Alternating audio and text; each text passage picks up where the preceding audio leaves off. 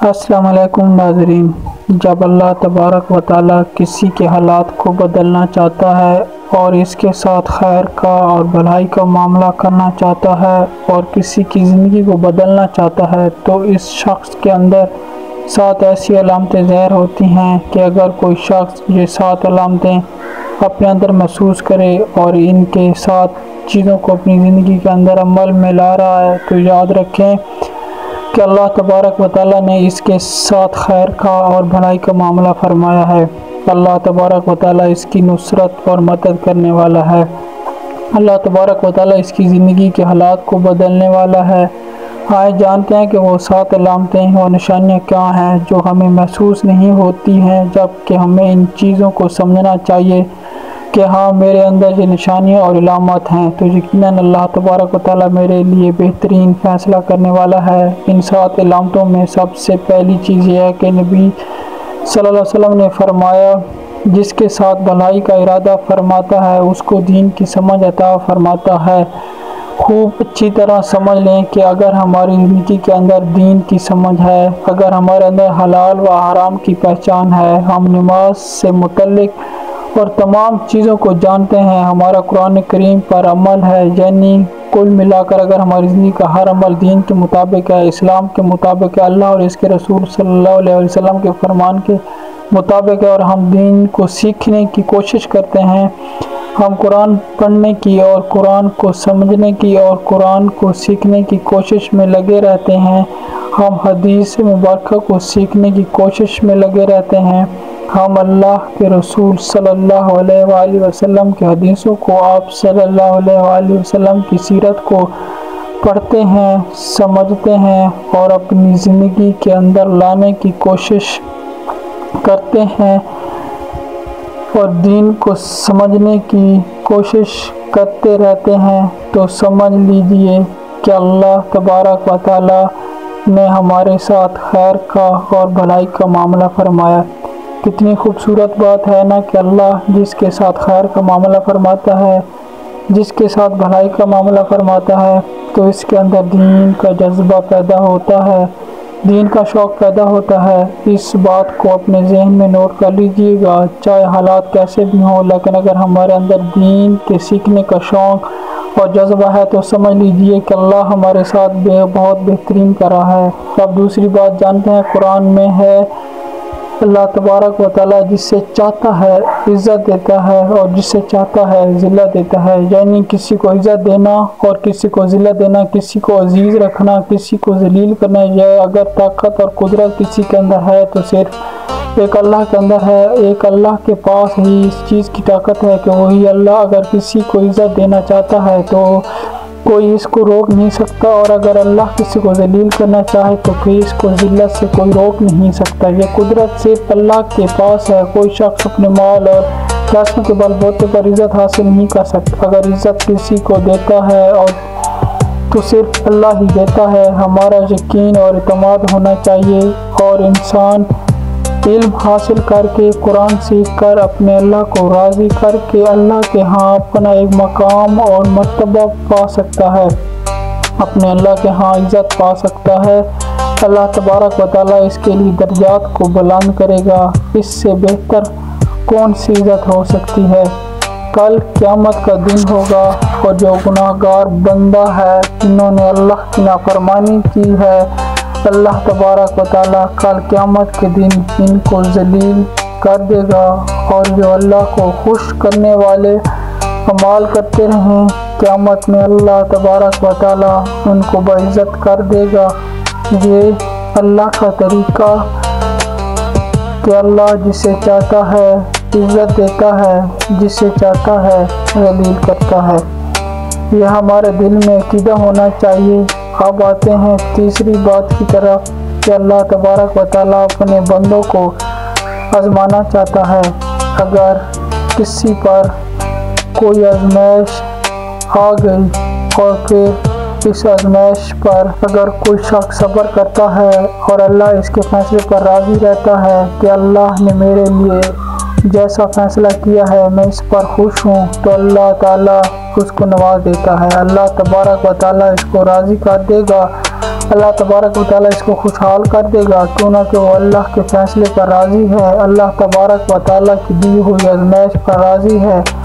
अगर ये सिफ़त हमारे अंदर पाई जा रही है और ये ईमान और ये अक़ीदा, ये जज्बा, ये शौक़ हमारे दिल के अंदर है, और अगर हम इन तमाम बताई गई बातों पर अमल पैरा हैं, तो समझ लीजिए कि अल्लाह तबारक व तआला यकीनन हमारे हालात को बदलेगा, हमारी ज़िंदगी को बदलेगा इंशाअल्लाह। क्यों ना कि हम अल्लाह के हर फैसले पर राज़ी हैं, और जब हम राज़ी हैं तो फिर अल्लाह तबारक व तआला हमारे लिए बेहतरीन फैसला फरमा देंगे।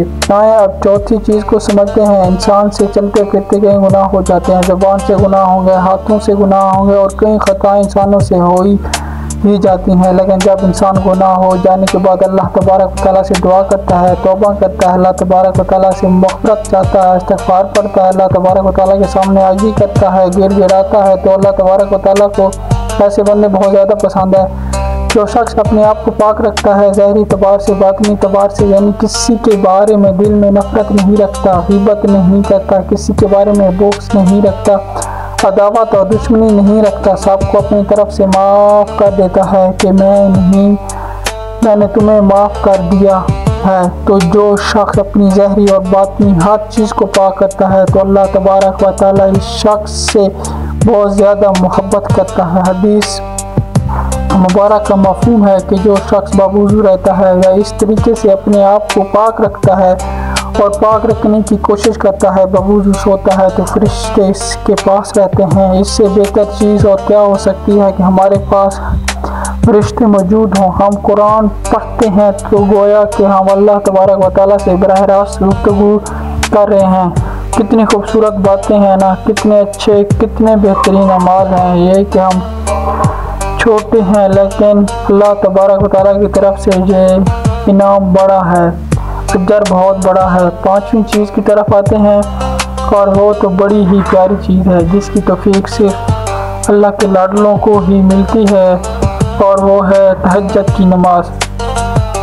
कि जो शख्स रात में उठता है और अल्लाह तबारक व तआला के सामने रोता है और नमाज तहज्जुद की पाबंदी करता है, तो अल्लाह तबारक व तआला इसके हालात को बदल देता है। अल्लाह तबारक व तआला इसकी दुआओं को कबूल फरमाता है, अल्लाह तबारक व तआला इसकी ज़िंदगी को बदल देता है। तो नमाज तहज्जुद एक ऐसी नमाज है कि जिसमें इंसान अपने गुनाहों को याद करके, अपनी ख़ताओं को याद करके, और फिर इनसे तौबा करके, और फिर अल्लाह तबारक व तआला के सामने मग़फ़िरत चाहता है, अपनी भलाई के लिए दुआ करता है, अपनी ज़िंदगियों को बदलने के लिए दुआ करता है, तो अल्लाह तबारक व तआला इस वक्त हर बंदे की दुआ कबूल फरमाता है। तो अगर हमारे अंदर ये अमल पाया जा रहा है कि हम तहज्जुद पढ़ते हैं, अल्लाह तबारक व तआला से मग़फ़िरत तलब करते रहते हैं, तो समझ लीजिए कि अल्लाह तबारक व तआला बहुत जल्द हमारी ज़िंदगी का बदला देगा। अल्लाह तबारक व तआला बहुत जल्द हमारे हालात को दुरुस्त कर देगा इंशाअल्लाह।